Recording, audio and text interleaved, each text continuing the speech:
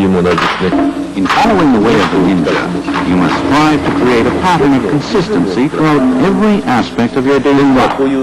That is, in addition to mastering the techniques themselves, you must also pay attention to a number of other areas. Diet, such as eating natural, wholesome foods, and avoiding refined and processed ones. Exercise, like walking several hours a day, or developing the body through stretching exercises. In this way, you create for yourself a particular style of living that suits you best. In fact, it is only once you have formed such a base that the techniques of unarmed combat, weaponry, and others can acquire their full meaning.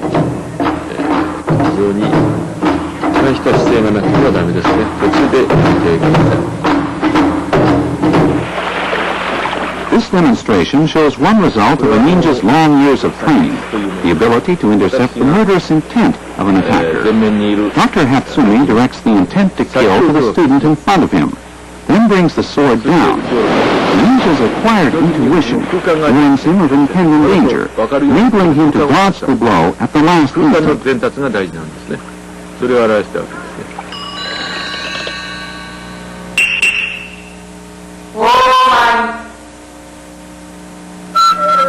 This sequence shows some of the fundamental movements of ninja technique, movements developed in perfect harmony with the natural rhythms of the body.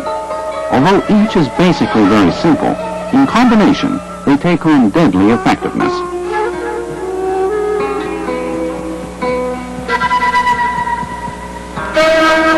Although Dr. Hatsumi appears to be using the upper half of his body to throw his attackers, in reality, he is relying primarily on foot and leg work, that is, on the lower half.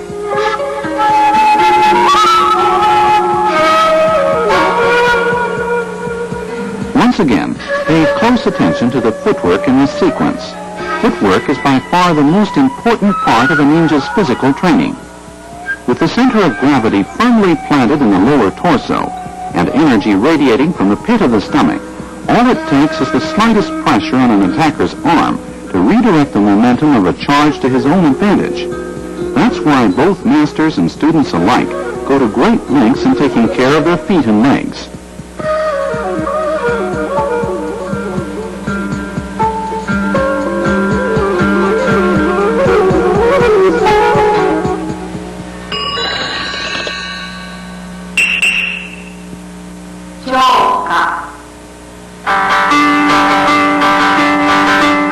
Traditional Japanese umbrellas are important parts of many techniques used by kunoichi, or female ninjas. Here it helps to divert her attacker's attention, as well as serving as an effective weapon. The kunoichi also uses her traditional wooden sandals to deliver painful blows to a number of vital points. Here she throws them to gain time in readying a vial of blinding powder for her assailant's next and last charge. Notice the lateral walking style, which gives the kunoichi time to detect vulnerable points in her attacker's defense. In the past, umbrellas were also favorite means of concealing such lethal weapons as spears or poison darts attached to the ends of the umbrella spokes.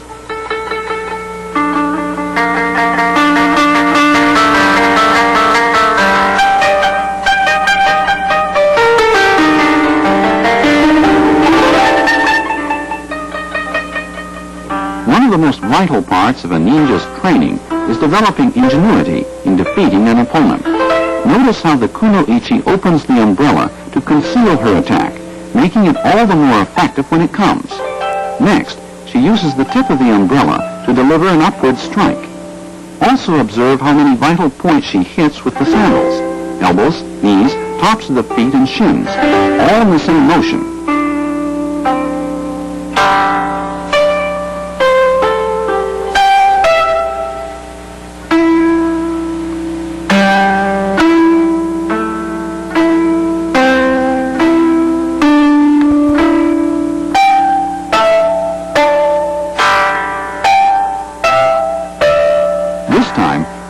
To the kunoichi's craft in distracting her opponent's attention as she looks for an opening.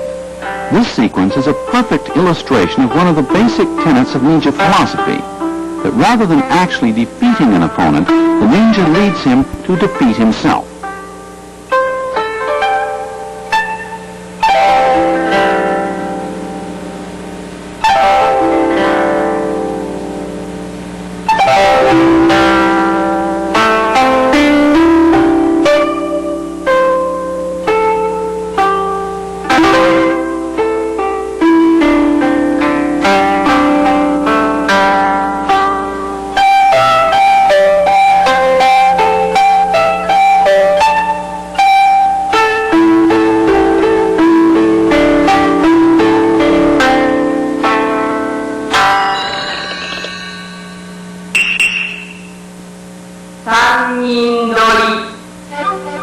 sequence, you'll notice that Dr. Hatsumi does not actually grasp any of his attackers.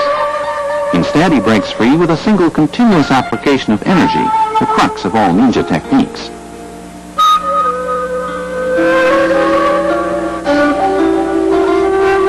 Once free, success depends on his ability to disrupt his opponent's physical as well as mental energy flow.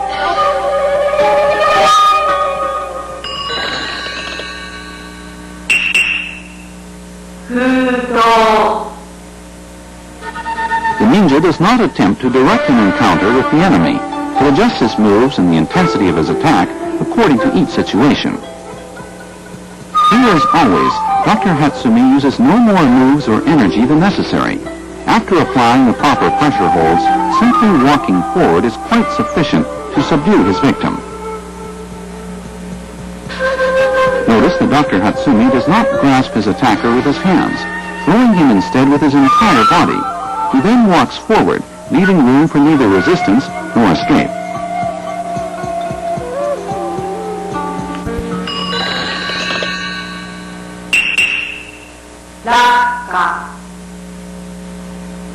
This move also illustrates the importance of legs over hands in deciding the outcome of an encounter. Now let's take a look in slow motion. Dr. Hatsumi takes down the first attacker with balance and footwork alone, and the next with a kick ending in a sharp outward snap to the solar plexus. And after throwing the third, he once again applies pressure to the last two as he walks toward them, rendering them completely helpless. As you learn the way of the ninja, you will forget the notion that you direct a combat situation yourself. Your moves will be dictated by those of your opponent. This is a fundamental principle of not only ninja unarmed combat, but of all other types as well.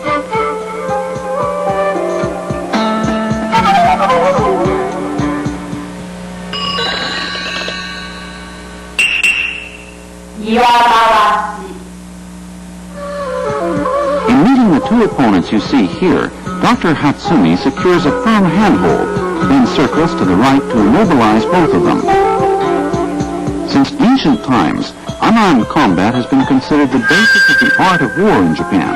Accordingly, walking to the right in this manner is much more than just walking. It is a direct expression of the principles of that art. Watch closely. Dr. Hatsumi uses none of the strength in his hands, relying instead on his feet and legs to do his work for him. His hands are basically just for show. It's the lower half of his body that's responsible for the outcome you see here.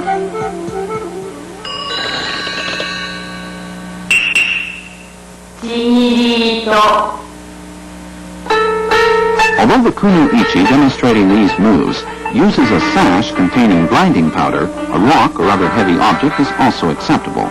This is yet another example of ninja ingenuity in turning the most ordinary of everyday objects into effective means of self-defense and survival. As her attacker's head snaps backwards, the kuno-ichi kicks the back of the knee to send him spinning as he falls. She then slips the sash around the next assailant's arm, using his momentum to slam the blinding powder into his face. Next, she secures the sash around his neck. And from this position, she takes him down straight instead of actually throwing him.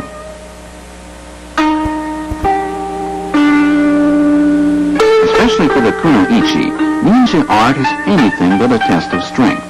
In fact, the basic strategy of combat techniques for women is to strike with ferocity while feigning weakness. Of course, women are at a great disadvantage in terms of strength when facing a male adversary. However, by mastering ninja techniques, they can neutralize this and other disadvantages, as you see here.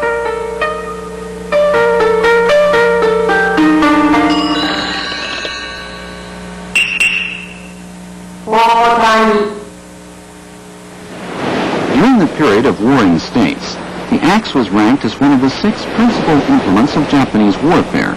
What's more, since axe techniques are related to other types of pole fighting, mastery in this area gives the practitioner easy access to a wide range of others, a trademark of ninja art. That is, a well-balanced mastery of both unarmed as well as armed combat techniques is a prerequisite for any ninja worthy of the name. Unfortunately, however, much the opposite is the case in martial arts today.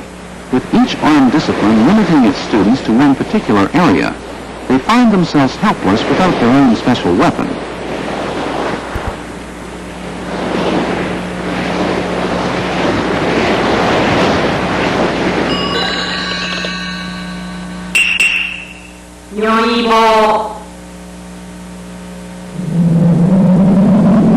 In the past, these long, imposing poles were covered with iron and used to literally crush opponents.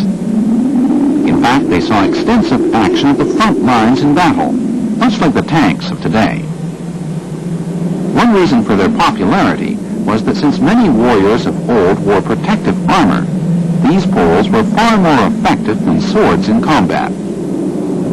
In fact, a blow from a weapon like this was enough to snap even a heavy sword in two like a toothpick.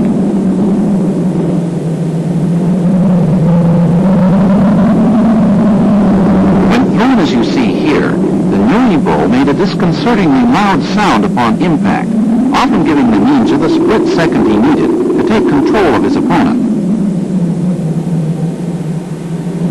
Nyuibo could also serve effectively as shields. Here you see the ninja putting one between himself and the attacker to launch a variety of disabling kicks. Then once he has secured the advantage, it is a simple matter to force the victim to the ground, breaking his arm as he hits.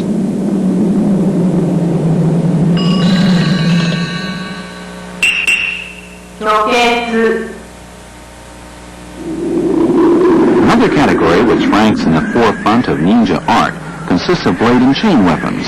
In the opening sequence, you saw the ninja disarm his opponent using a chain weighted with an iron ring. Here, the assailant grabs the chain and comes in on the attack. The ninja, in turn, tumbles him as he comes, then has the scythe waiting so that the victim cuts his own throat upon attempting to regain his feet. Take another look in slow motion.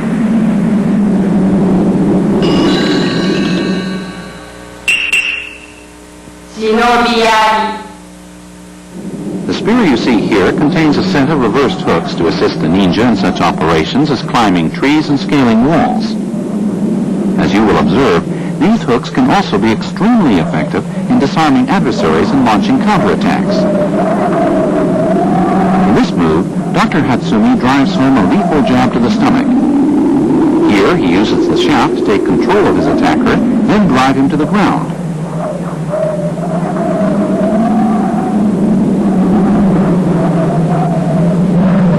The wide range of moves with this weapon, spinning the enemy's sword, striking with the shaft and the hooks, penetrating the enemy's defenses to counterattack, or foiling a lunging sword offensive.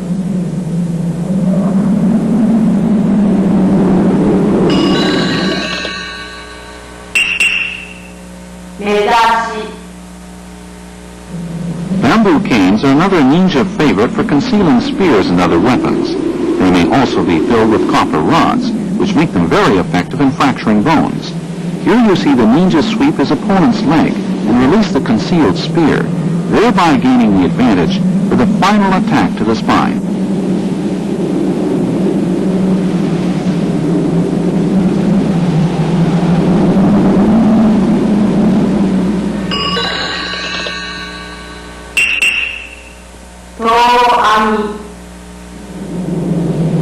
The original meaning of To-Ami was a net which destroyed evil.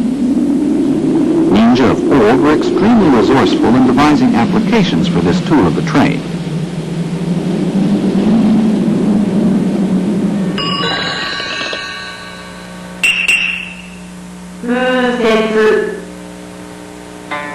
Here you see an intermediate-sized Japanese halberd in the accomplished hands of a kunoichi.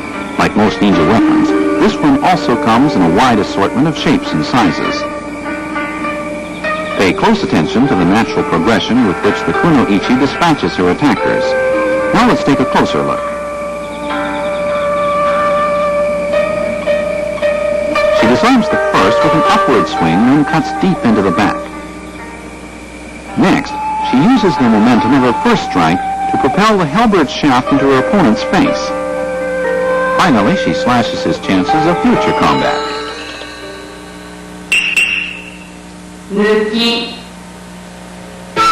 The ninja of old used spiked handbands to assist in climbing trees, as well as subduing armed opponents.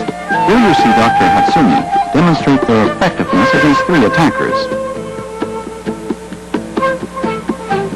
He dispatches the first with a one-arm throw, and the second with a double-arm lift, followed by a kick to the ribs. Finally, Dr. Hatsumi catches the enemy's sword with one handband, rakes his face with the other, then finishes him off with a back-and-forth motion using his own sword. Watch carefully once again. Dr. Hatsumi blocks and attacks his assailant in the same motion. He then throws him to the side to counter the next offensive. Here, he uses his assailant's arms and momentum to take him completely off balance.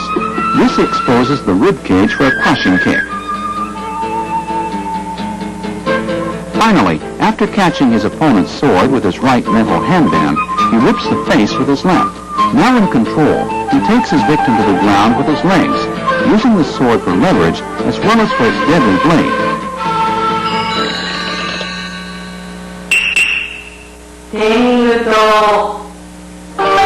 Tenguto technique, which derives its name from the tengu leaf or death cup, uses both arms to simultaneously strike an assailant's ears, neck, or other vital points. Here, the kuno-ichi hits her attacker's chest and shoulder, takes him down with his own momentum, then cuts his throat with a knife concealed in her uniform.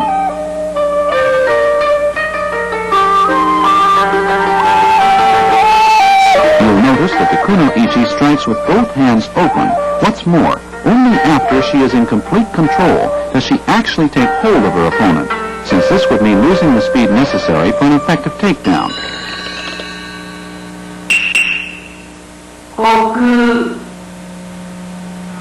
After blocking this opponent's punch and kick, Dr. Hatsumi takes him from behind to send him flying.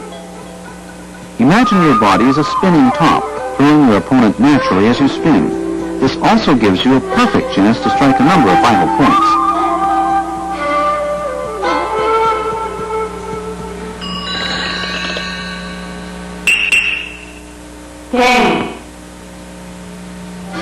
Dr. Hatsumi catches this punch with his elbow, pins his opponent's foot, and delivers a kick to the exposed chest. Slowly and deliberately, he forces his opponent's stance open as he waits to plant the kick at the most vulnerable instant.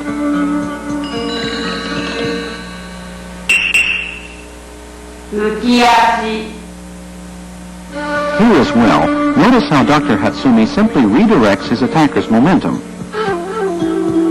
Also, instead of sweeping his victim's leg, he simply lowers his own to bring him down.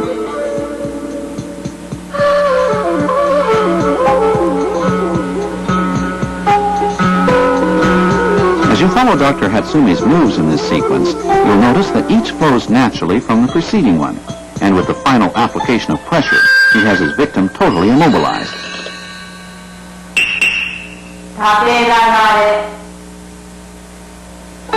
Here you see the assailant as he makes a move to molest the kuno-ichi.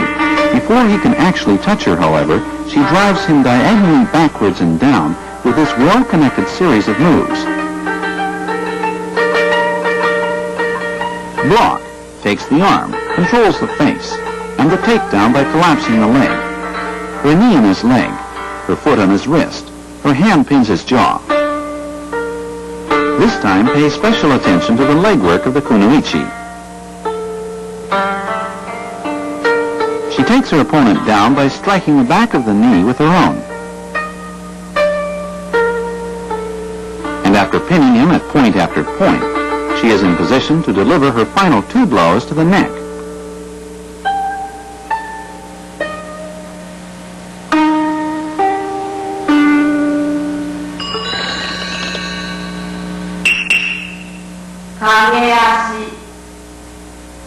This move is also performed in a single application of energy. Watch Dr. Hatsumi's feet. After he throws his opponent, he keeps walking, never once interrupting his flow of motion. This is an important point to remember. In unarmed combat, the ninja's most valuable weapon is control over his own balance and energy flow. Here you see Dr. Hatsumi subdue his opponent by utilizing the momentum of his attack to topple him in one fluid motion. He then uses his knees to strike a number of vital points. Once again, observe how Dr. Hatsumi combines leg work with hand techniques. Proper teamwork between the upper and lower parts of the body is an essential element of ninja art.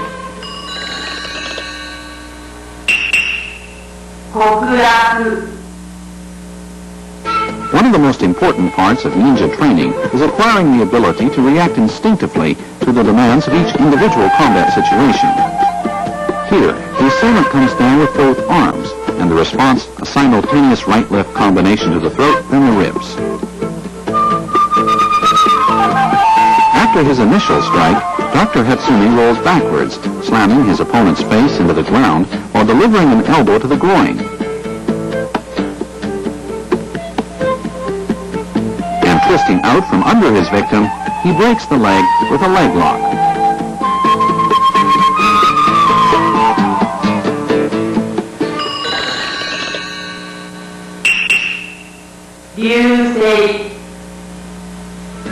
This move can be used to catch kicks to the front, rear, or sides. As always, the point to remember is that this is not performed with the hands, but with the entire body.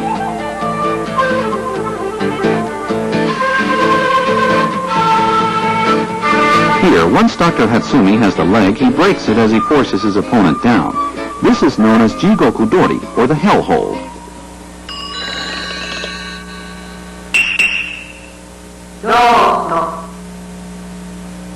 You'll find this move particularly effective in dealing with large or heavy opponents. Dr. Hatsumi goes with the momentum of this handhold, then suddenly turns it back against his attacker, who flips easily due to his own body weight. And once down, Dr. Hatsumi takes control of both arms. The heavier your opponent, the easier it is to take him down in this fashion. As always, try to maintain a smooth, consistent flow of energy at all times.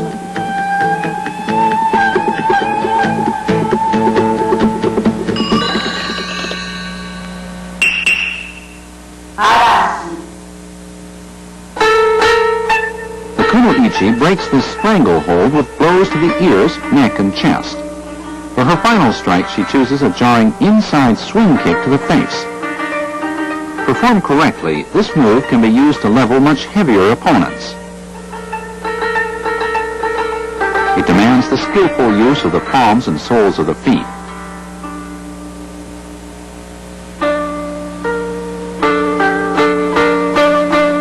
Now let's take a final look.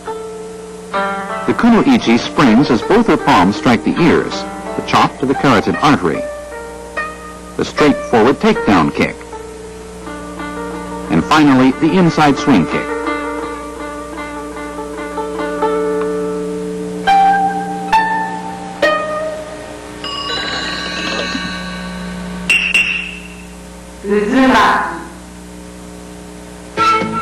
Here, Dr. Hatsumi strikes with a kick to the groin and an elbow to the rib cage, even as he lets himself be thrown. As he rights himself, he takes his victim's arm to render him completely helpless. This segment illustrates another point in ninja technique, letting the enemy think he is in control until it is too late. Once past that point, however, each move is designed to disable him completely. Neck, nose, shoulder. In short, the ninja is in control long before his opponent actually becomes aware of it. Pay attention to each move, noticing the number of different strikes: groin, ribcage, chest, neck, nose and face, armpit, and arm. What's more, at the end of this series, Dr. Hatsumi controls 3 vital points: shoulder, back, and face, with nothing but his own 2 legs.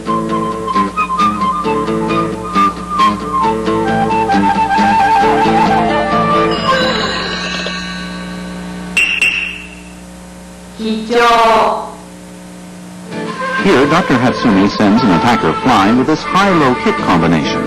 Of course, you can effectively reverse the order, low then high, according to your combat situation.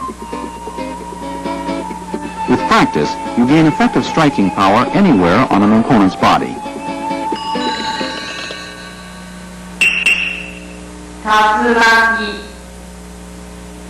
Under attack from assailants front and rear, Dr. Hatsumi extricates himself with a combination of moves that puts him on top, literally, in a matter of seconds. Here it is again. The break. Strikes the ribs. Takes the shoulders. Watch Dr. Hatsumi's hands, with which he applies the leverage and pain necessary to spin his opponent, the crucial move in this sequence. Next, let's find out why. Pay close attention to the legs of the two attackers. Dr. Hatsumi makes them work for him. As you see, the first attacker actually take down his own partner. This is a perfect example of the ninja principle of minimum energy expenditure in action.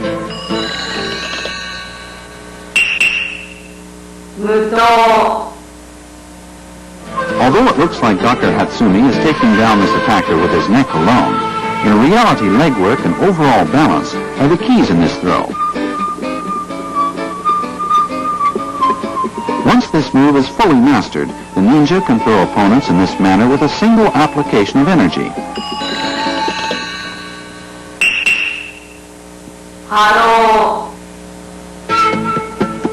Here's another 2-on-1 situation. As soon as Dr. Hatsumi gains control, he employs the familiar ninja tactic of circling behind his opponents while applying pressure and leaving them unable to either fight or flee. This time, pay attention to the wave-like rhythm with which Dr. Hatsumi times his moves in response to his opponent's charges. In fact, the choice, timing, and speed of each move spring directly from the situation itself. And with both hands already in use, he brings legs and elbows into play in totally immobilizing his victims.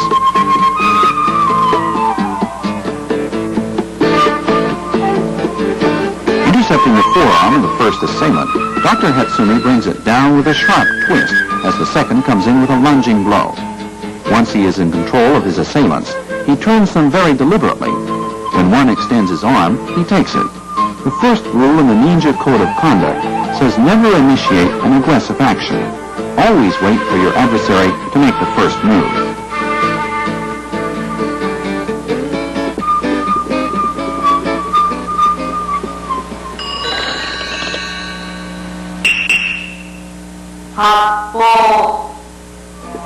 This move is another perfect example of true body combat.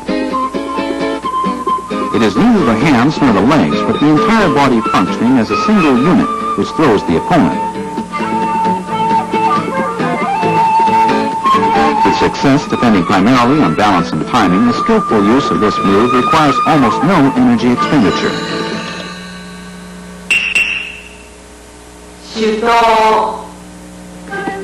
Here you see Dr. Hatsumi demonstrating a move related to traditional sword fighting techniques.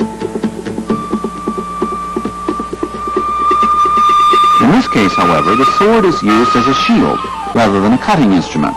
It helps distract the opponent's attention as Dr. Hatsumi takes him down with a combination of balance, timing, and footwork.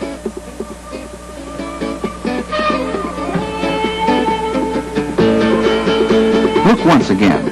Dr. Hatsumi gives his opponent a fleeting taste of victory before the final and decisive takedown. Here you're looking at a specimen of ninja art at its finest.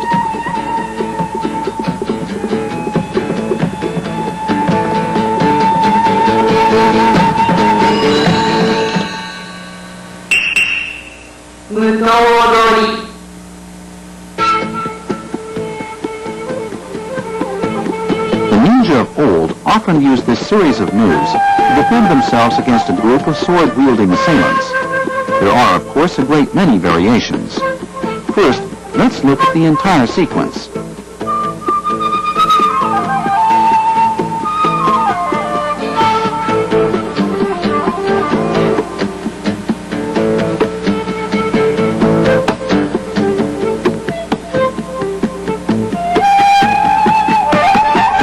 Dr. Hatsumi's elbows as his attackers close in.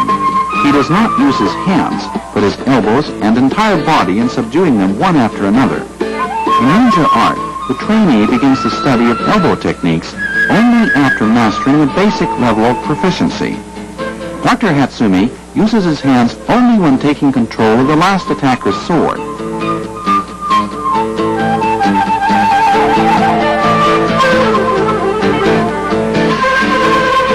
First, he dodges left, grabs the sword handle, and delivers a chop to the neck.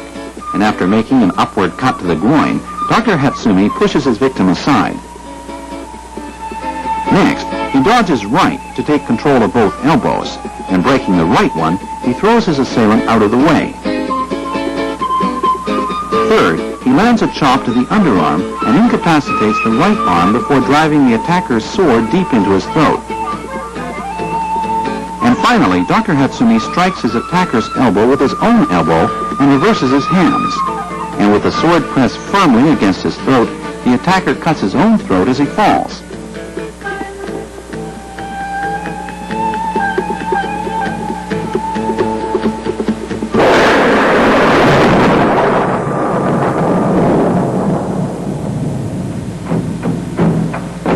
Video を見ていただいても分かりますように、忍術というものはドロンパンと消えるようなもんじゃないんですね。As you've seen during the last 30 minutes, ninja techniques are not intended to give practitioners invisibility or other magical powers. At the same time, ninja art involves a great deal more than just skillful performance of a group of noobs. Though very simple and straightforward, this once secret teaching is extremely complicated and profound. でも単純ですが非常に難しいものです。体術は言うなれば悟りであるというふうに解釈しても結構でしょう。The way of the ninja is the way of the total person. Practice, enlightenment, the art of life itself. To the true ninja, they're all one and the same.